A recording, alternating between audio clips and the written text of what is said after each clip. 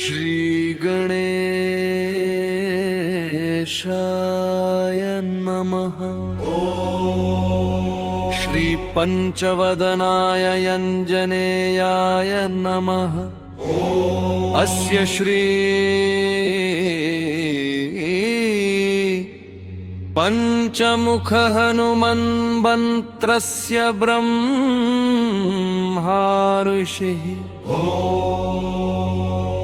गायत्री छन्दः पंचमुख विराट हनुमान् देवता ह्रीं श्रीं शक्तिः क्रौं कीलकं क्रूं कवचं क्रैणस्त्राय फट् इति दिग्बन्धः श्रीगरुड उवाच।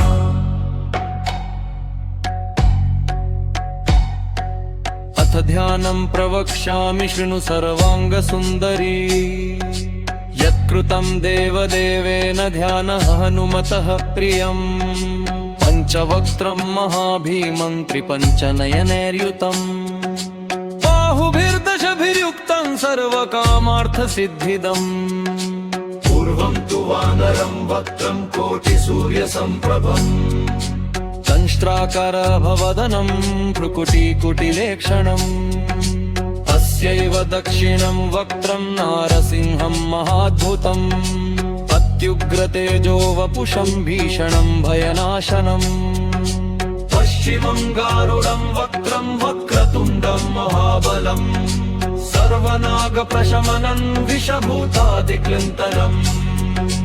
उत्तरं सौकरं वक्त्रं प्रश्नं दीप्तं नभोपमम्। पातालसिंहवेतालज्वररोगादिकृन्तनम्। ऊर्ध्वं हयाननं घोरं दानवान्तकरं परम्। येन वक्त्रेण विप्रेन्द्रतारकाख्यं महासुरम्।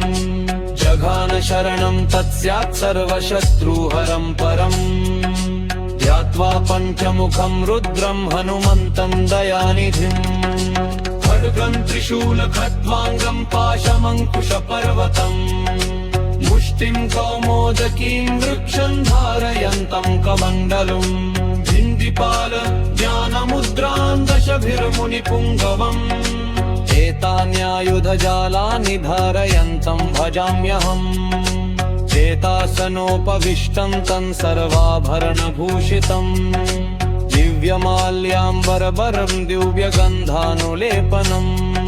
सर्वाश्चर्यमयं देवं हनुमद्विश्वतोमुखम्। पञ्चास्यं च्युतमनेकविचित्रवर्णवक्त्रम्। शशाङ्कशिखरं कपिराजवर्यहम्। पीताम्बरादिमुकुटैरूपशोभिताङ्गम्। पिङ्गाक्षमाद्यमनिशं मनसा स्मरामि। मर्कटेशं महोत्साहं सर्वशत्रुहरं परम्। शत्रुसंहरमारक्ष श्रीमन्नापदं मुदधर। ॐ हरिमर्कटमर्कटमत्तदवम्। परिलिप्यति लिप्यति वामतले। यदि नश्यति नश्यति शत्रुकुलम्। मुञ्चति मुञ्चति मुञ्चति वामलता। ॐ हरिमर्कटमय स्वाहा। ॐ नमो भगवते पञ्चवदनाय पूर्वकपिमुखाय सकलशत्रुसंहारकाय स्वाहा। भगवते पञ्चवदनाय दक्षिणमुखाय करालवदनाय नरसिंहाय सकलभूतप्रमथनाय स्वाहा। ॐ नमो भगवते पञ्चवदनाय पश्चिममुखाय गरुडायनाय सकलविषहराय स्वाहा। ॐ नमो भगवते पञ्चवदनाय उत्तरमुखाय जिवराहाय सकलसम्पत्कराय स्वाहा। नमो भगवते पञ्चवदनाय उत्तरमुखाय हयग्रीवाय सकलजनवशङ्कराय स्वाहा। ओमस्य श्री पञ्चमुख हनुमन्मन्त्रस्य श्रीरामचन्द्र ऋषिपनुष्टुप् छन्द। पञ्चमुख वीर हनुमान्